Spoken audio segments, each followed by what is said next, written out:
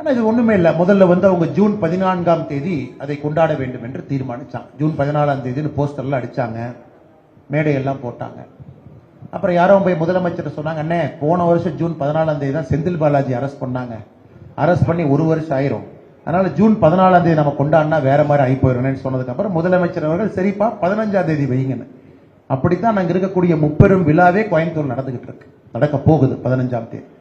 ஆனால் எங்களை பொறுத்தவரை நீங்க பாக்குறீங்க, அதாவது இன்னைக்கு முதலமைச்சர் அங்க போலாம், இவங்க எல்லாம் போலாம், நாங்கள் முப்பெரும் விழா அங்க எடுக்க போறோம் அப்படின்னு ஆரம்பிச்ச சகுனமே பாத்தீங்கன்னா தவறான சகுனம். ஜூன் 14 இருந்து 15க்கு மாறி இருக்கு.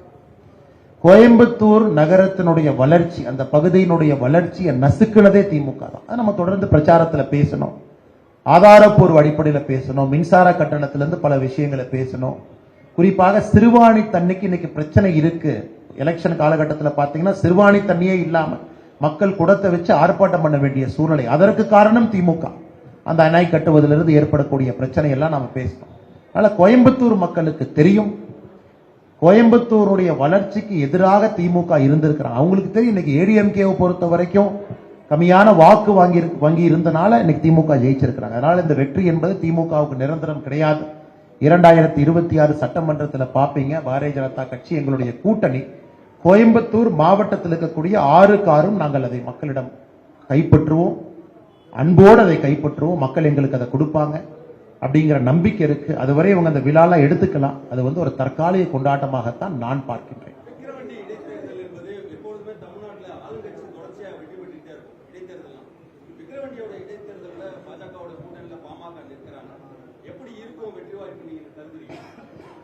எங்களை பொறுத்தவரை இது ஈரோட்டில் நடந்த இடைத்தேர்தல் போல் இருக்கக்கூடாது என்பது எங்களுடைய வேண்டுகோள், தேர்தல் ஆணையத்துக்கும் கூட.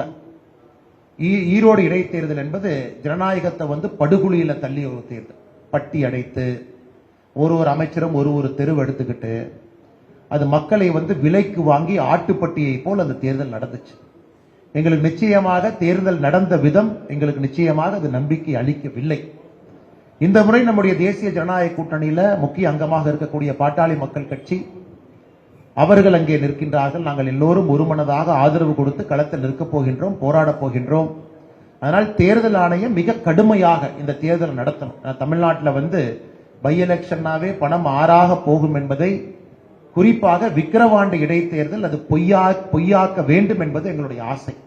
அதனால் எலெக்ஷன் கமிஷன் குறிப்பாக மாநிலத்தினுடைய தேர்தல் ஆணையம், ஏன்னா உங்களுக்கு பாத்தீங்கன்னா இது முழுவதுமாக மாநில தேர்தல் ஆணையம் நடத்துறது, அதே கலெக்டர் இருப்பாங்க, அதே எஸ்பி இருப்பாங்க, இதை நேர்மையாக நடத்த வேண்டும் என்பது எங்களுடைய நோக்கம், எண்ணம். அதனால பொறுத்திருந்து பார்ப்பங்கன்னா, ஆனா ஒரு தேர்தலுமே வெற்றிக்காக நாங்கள் போகக்கூடிய தேர்தல் தான். இதற்கு முன்பு பாட்டாளி மக்கள் கட்சி அங்க நல்ல ஓட்டு வாங்கி இருக்கிறாங்க. 2024 பாராளுமன்ற தேர்தல் எங்கள் கூட்டணியும் நல்ல வாக்கு வாங்கி இருக்கிறோம். நீங்க பாத்தீங்கன்னா எல்லா தலைவர்களும் சேர்ந்து எடுத்த முடிவு. நீங்க அந்த அறிக்கையை படிச்சீங்களான்னு தெரியல நண்பர் அவர், எல்லா தலைவர்களும் ஒன்றாக பேசி இந்த கூட்டணி எவ்வளவு பலமா இருக்கு அப்படிங்கறது அந்த தேர்தல் அறிக்கையிலே நீங்க பார்த்திருப்பீங்க. எல்லா தலைவர்களும் பேசி எல்லா தலைவர்களும் முடிவு செய்து கடைசியாக எங்களுடைய தேசிய தலைவர் திரு JP நட்டாஜி அவர்களிடம், உள்துறை அமைச்சர் அமித்ஷாஜி அவர்களிடம் தொலைபேசியில் இன்று காலை பேசி அதன் பிறகு பாட்டாளி மக்கள் கட்சி நிற்க வேண்டும் என்று ஒருமனதாக முடிவு செய்து அவங்க நிற்கிறாங்க. இந்த கூட்டணி வருகின்ற காலத்தில் இன்னும் பெரிதாவதற்கு விக்கிரவாண்டி இடைத்தேர்தலில் எப்படி இந்த கூட்டணி பாட்டாளி மக்கள் கட்சியை நாங்கள் முன்னிறுத்தி இருக்கின்றோம் என்பதே உங்களுக்கு ஒரு அரசியல் இலக்கணம். அதனால் நிச்சயமாக வெற்றி பெறுவோம் என்கின்ற நம்பிக்கை இருக்கு. காரணம் பல காரணங்கள். இப்ப 40 ஜெயிச்சிருக்கலாம். அதே இது இடைத்தேர்தல் பிரதிபலிக்குமா? ஒத்துக்கிறேன். இடைத்தேர்தல் 86% இந்தியாவில் ஆளுங்கட்சி தான் ஜெயிச்சிருக்காங்க. சரித்திரத்தை எடுத்து பார்த்தீங்கன்னா 86% ஆளுங்கட்சிக்கு சாதகமா இருக்கு. ஆனா எப்பொழுதுமே அரசியல்ல மாற்றம் எப்பொழுது வேண்டுமானாலும் நடக்கலாம்.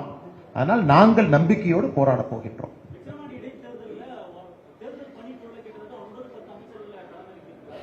அதான் நான் சொன்னேங்கண்ணா, அதான் நான் சொன்னேன். மூத்த பத்திரிகை உங்களுக்கு தெரியாது இல்ல, அமைச்சர்கள் எடுத்த இந்த பொறுப்பு, நீங்க செலவு பண்ணுங்க, இதை பண்ணுங்க. இதான் இடைத்தேர்தல் எப்பொழுதுமே நடக்கக்கூடிய ஆளும் கட்சியினுடைய யுக்தி. பணத்தை செலவு பண்ணக்கூடிய அமைச்சர்களை போட்டு தெருவா நீங்க எடுத்துக்க. ஈரோடு பை எலெக்ஷன் நீங்க பாத்தீங்க, நாங்களும் பார்த்தோம். எங்களை பொறுத்தவரை மக்களை நம்பி செல்லுகின்றோம். மக்கள் நிச்சயமாக நல்ல முடிவு கொடுப்பார்கள். இன்னைக்கு தமிழக மக்களுடைய இயக்க நிலையை விக்கிரவாண்டி இடைத்தேர்தல் பிரதிபலிக்கும் என்கின்ற முழு நம்பிக்கை இருக்கு. பாட்டாளி மக்கள் கட்சி நின்றாலும் அங்கே பாரதிய ஜனதா கட்சி நிற்பதாகத்தான் எங்கள் வேலை இருக்கும். எங்க கட்சியில் நிறைய பேர் ஆசைப்பட்டாங்க, மூத்த தலைவர்கள் இருக்காங்க, நிற்க வேண்டும் என்று. அவங்களையும் நம்ம சமாதானப்படுத்தியிருக்கோம். பாட்டாளி மக்கள் கட்சி நிக்கணும், அது கூட்டணியினுடைய தர்மம், பேசி முடிவெடுத்திருக்கோம்னு.